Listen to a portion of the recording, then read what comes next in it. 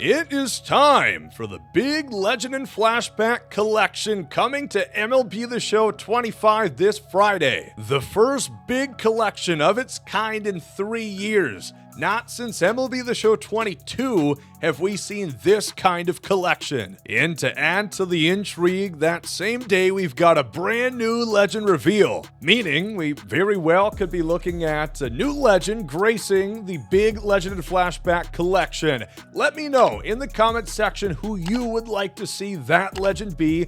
Leave a like down below on this video, subscribe to the channel, and let's go. So, we've talked for a little bit about this big collection coming. It has been looming since the very release of the game. Within the Team Affinity collection, there's a voucher that states a big collection is coming on the 25th of April. Now, what is the big Legend and Flashback collection? Very simple. You go all across the board within the game. Veteran Series, Jolt Series, Contributor Series, all the different card series to get vouchers that then can be collected to get another card. So really collections inside of a collection to get one big boss. And I think the best way of gauging what you might need to finish the collection is by looking at the last game that featured it, MLB The Show 22. This was not the first Diamond Dynasty to do Legend and Flashback collections. That was MLB 19. However, MLB 22,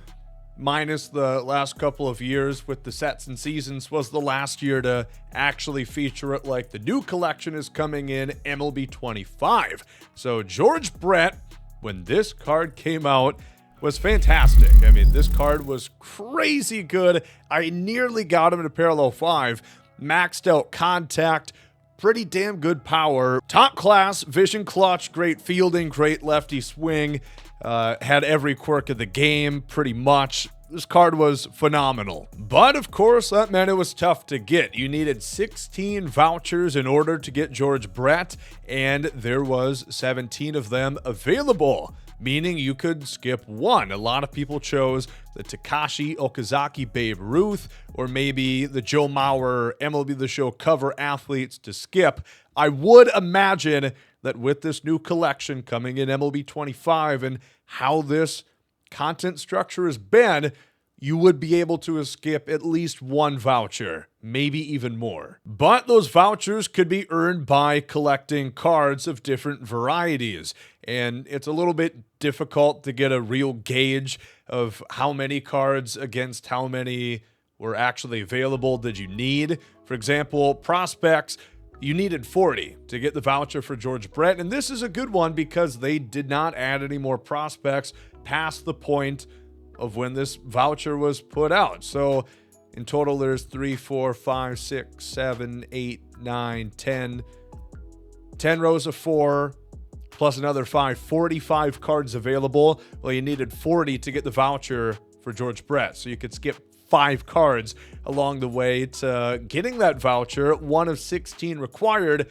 for the overall collection. That on top of other card series like Veteran, All-Star Breakout that you guys are accustomed to, and a couple other ones along the way to get a 99. He was the very best card in the game, excluding the live series collections, Randy Johnson, Frank Thomas, Roberto Clemente.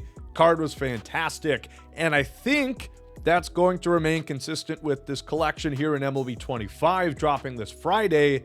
However, I do not think it will be a 99 for a couple of reasons. If you go to Legend and Flashback collections, the one voucher that we can see already in the game is for Jolt Series, and that requires 15 Jolt cards, which is the Team Affinity cards that you would get at 55,000 points in each My Journey program. Now, yes, this is coming at a earlier time. This is coming late April opposed to, I think, very beginning of June was when George Brett came out, late May, early June. But MLB The Show 22 came out quite a bit earlier, a couple weeks earlier than MLB The Show 25 did. And also, that year started far quicker with the power creep. World Series rewards began at 91 overall. We're not even there yet. Team Affinity cards were 90 overall. We also aren't there yet. So again, if 15 Jolt cards is an indication of what's to come, I would guess you're probably not going to need like every card of every collection to get the big collection boss complete, but you also come in with that understanding it won't be a 99 overall. And two, I think it'll depend on which collection we're talking about. Second half Heroes is probably the most expensive one and the least obtainable, so if you can skip a couple vouchers, this is definitely one that I would recommend because you've got, Tony Gwynn, Alex Gordon, Morneau, Cepeda, pretty easy to get. Reggie Sanders and Brooks Robinson, those are cards that you get from the Reds and Orioles Live Series collections.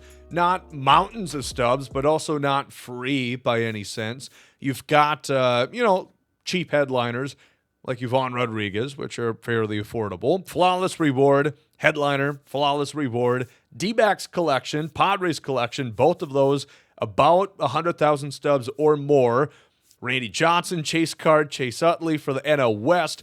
Most of these cards are just not really feasible for most people to have, so I don't think they're going to require, as many in some of these collections as they would the easier to acquire ones like a Topps Now collection. If I had to make a guess across the board, I would say roughly 75-ish% I think would be a little bit fair. Again, it really depends on what collection it is, and you go to the Jolt cards, that's only asking for 50%, 15 out of 30. It's possible 75% could be overshooting it. I'm just putting that number in there because a lot of these collections are just riddled with the silver and gold team affinity cards that were pretty easy to obtain. And then, you've got a couple extras of guys that would be on the market in packs and elsewhere, collections for Live Series. Now, something I've always recommended with these Legend and Flashback collections, the cards that are cheap, the cards that are near or at quick sell value, you always should be buying them, like Tanner Houck. He was the headliner in the very first headliner pack of the year, and his price kind of reflects that. He goes for 2,000 stubs. He is basically zero risk of a buy. Even if you overbought for All-Star Collection, it's not a big deal because you could sell him no tax, again with a quick sell, at pretty much the same price that you bought him. Same thing with a guy like Yvonne Rodriguez. He goes for 2,000 stubs. He's another great example of guys that would not be a bad thing to, buy one of, buy multiple of either. These typically do wind up being good investments. Again, if they are at basically no risk. Curtis Granderson, he's going for 500 more than those other guys, but still only 2,500, and you kind of get the picture from there. If you notice guys who are at or around quick sell value, those are the cards you typically want to be buying.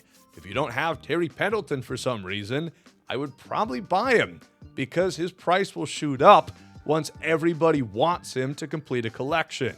However, the case when you have card rewards at the end of a collection, which has pretty much been the case for all the collections they've released since the point of release, like Leodalis DeVries in the Spring Breakout, this would be the voucher in that case. Pretty much every time in the past, that is how it has worked. They're not going to put out a benchmark like of 7 cards to get this collection done.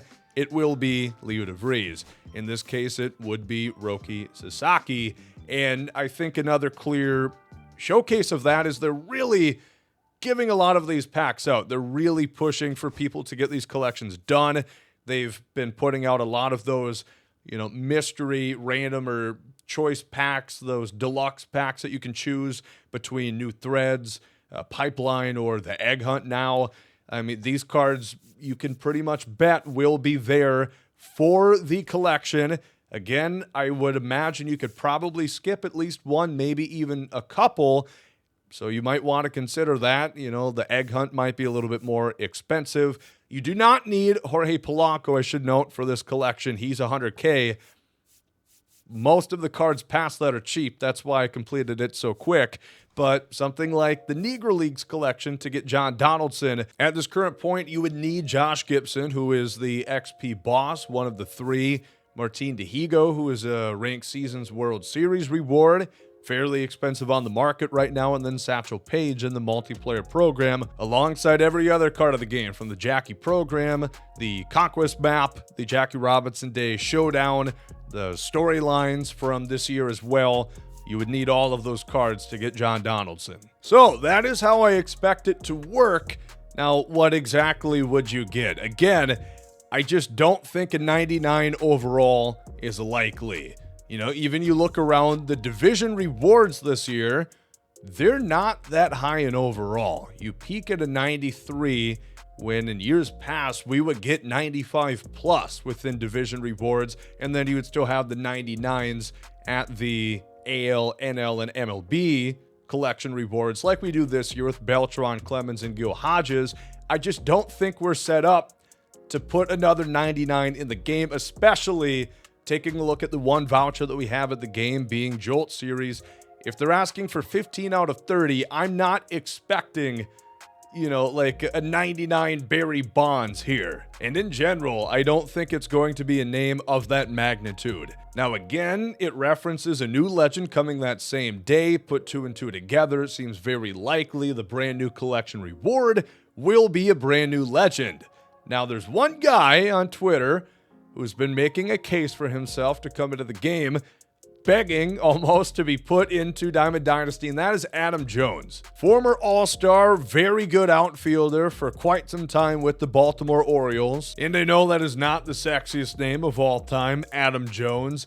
I just don't think we're going to be getting an all-time great right here, like a Bonds, like an A-Rod, and he would probably fit around the overall. I would assume they would give this card maybe 95, but probably even a little bit lower. It's kind of hard to say for sure, but I just don't think they're going to be putting out a super high overall card here. I do think 100% that it will be a batter, not a pitcher.